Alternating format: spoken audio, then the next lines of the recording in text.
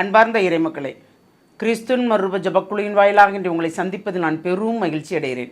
மக்களை, சந்தோஷமாக இருக்கீங்களா? நிறைவாக இருக்கீங்களா? மகிழ்ச்சியாக இருக்கீங்களா? மன அமைதியாக இருக்கீங்களா? மக்களே, என்ன காலம்? தவ காலம் இல்லையா? இந்த தவ காலத்தில் நம்மளையே ஒருத்து நம்மளே ஆண்டவரோடு கூட இணைந்து நடக்கும்போது நிறைவாக இருக்கும். நாம் எப்போதும் அந்த சிந்தனையோடு, இறை சிந்தனையோடு இருக்கும்போது எல்லாமே நிறைவாக இருக்கும். இந்த நாட்களில் நமக்கு அவர் கொடுக்கிறதே அதுதான். என்னை தேடுகிறவர்கள் கண்டடைவார்கள் இல்லையா? இன்னைக்கு அவர் நமக்கு என்ன இறைவார்த்தை தருகிறார் பார்ப்போமா? சீராக்கின் ஞான நூல் அதிகாரம் 17 இறை வார்த்தை 19 22 முடிய. மனிதரின் செயல்கள் அனைத்தும் கதிரவனின் ஒளி போல் அவர் திருமுன் தெளிவாய் துலங்குகின்றது. அவருடைய கண்கள் எப்போதும் அவர்களுடைய வழிகள் மீது இருக்கும். அவர்களுடைய அநீதியான செயல்கள் அவருக்கு மறைவாய் இருப்பதில்லை. அவர்களின் பாவங்கள் அனைத்தையும் ஆண்டவர் அறிவார்.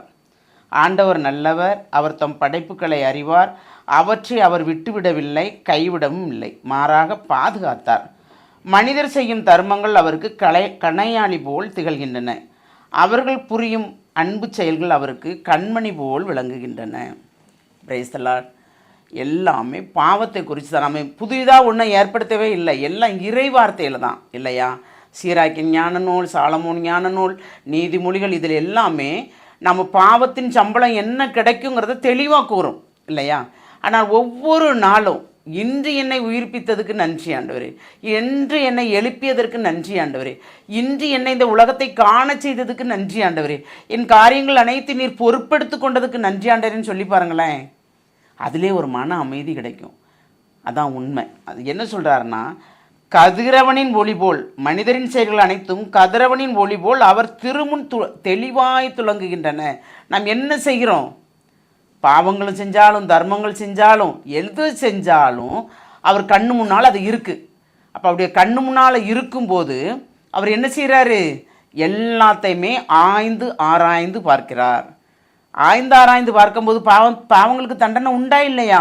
உண்டு. அதுதான். அவர்களுடைய அநீதியான செயல்கள் அவருக்கு மறைவாய் இருப்பதில்லை. அவர்களின் பாவங்கள் அனைத்தையும் ஆண்டவர் அறிவார். ஏனென்றால் நாம் செய்கின்ற பாவங்கள் அனைத்தையும் அவர் அறிகிறார். அதனால் அவர் கண்கள் எப்பொழுதும் நம் மீதே இருக்கிறது. நன்மை செய்வர்கள் மீது இருக்கிறது, தீமை செய்வர்கள் மீதும் இருக்கிறது. ஏனென்றால் அனைத்தையும் படைத்தது அவர்தான். நம் கையில் அனைத்தையும் கொடுத்து இதை நீ ஆளு என்று சொல்கிறார். ஆள பிறந்தவர்களும் இருக்கிறார்கள், ஆள முடியாதவர்களும் இருக்கிறார்கள் இல்லையா? அப்போ நாம் மனிதருக்கு செய்கின்ற ஒவ்வொரு தான தர்மங்களையும் எல்லாத்தையுமே அவர் பொறுப்பெடுத்து கொண்டு அதை என்ன சொல்கிறாரு? கணையாளி போல் நமக்கு அதில் நிறைவு தருகிறார். என்னென்ன நாம் செய்கின்ற ஒவ்வொன்றும் அவர்கள் புரியும் அன்பு செயல் அவருக்கு கண்மணி போல் விளங்குகின்றன. தருமங்கள் கணையாளி போல் திகழ்கின்றன. அப்போ எப்படி பாருங்கள், தான தர்மத்தில் எவ்வளோ ஒரு பெரிய வரப்பிரசாதம் கிடைக்குது இல்லையா? நாம் அந்த தான தர்மத்தில் நிலச்சிருக்கோமா? இல்லை தான தர்மம் கொடுக்காம நமக்கு மட்டும் இருக்கோமா? என்னைக்காவது சிந்திச்சிருக்கோமா? இப்போ இந்த சிந்திக்கிறதுக்கு 40 நாட்கள் நம்மளே அழைக்கிறது இல்லையா?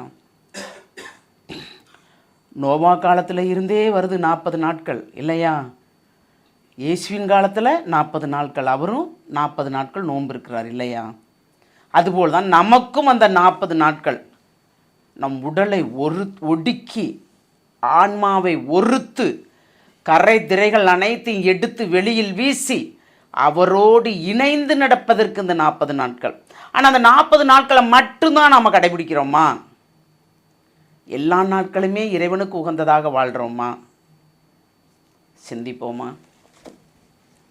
தாயும் தந்தையுமான இறைவா, ஆமாண்டவர், இந்த தவக்காலம் எங்களுக்கு ஒரு நிறைவான காலம், மனமாற்றத்தின் காலம், வரப்பிரசாதத்தின் காலம். ஆமாண்டவரே, என்ன குற்றங்குறைகள் செய்திருந்தால் அனைத்தையும் எடுத்து களைந்து விட்டு எங்களுக்கு எதிராக தீமை செய்தவர்களை மன்னித்து நீர் எங்களோடு இருக்கிறீர், அதனால் நாங்கள் அதையெல்லாம் பொறுத்து கொண்டோம் என்று ஏற்றுக்கொண்டு நாங்கள் வழிநடக்கும் போது நீர் எங்களை நிறைவாக ஆசீர்வதிக்கிறீர்.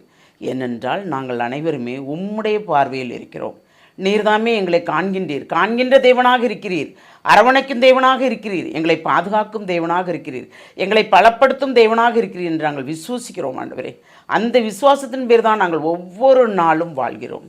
இந்த வாழ்வு நீர் தந்தது. ஆமாண்டவரே, காலையில் பூக்கின்ற மலரை போல் நாங்கள் நிறைவாக இருக்கிறோம், மாலையில் வாடி போகிறோம். பூ எப்படி வாடி போகிறதோ அதே போல் வாடி போகிறோம் ஆண்டவரே. ஆனாலும் நீர் எங்களுக்கு ஊக்கம் கொடுத்து ஒவ்வொரு நாளும் எங்களுக்கு புத்துணர்ச்சியும் புது தம்பையும் தந்து எங்களை நீர் வழிநடத்துகிறீர் ஆண்டவரே. அதற்கு கொடான கொடி நன்றி கூறி, இந்த நாளை தந்த கிருபைக்கு நன்றி கூறி எங்களை முழுமையாக உடைய இரக்கத்துக்குள் ஒப்புக் கொடுக்கிறோம் ஜெபங்கேக்கும் நல்ல பிதாவே. ஆமேன், ஆமேன், ஆமேன்.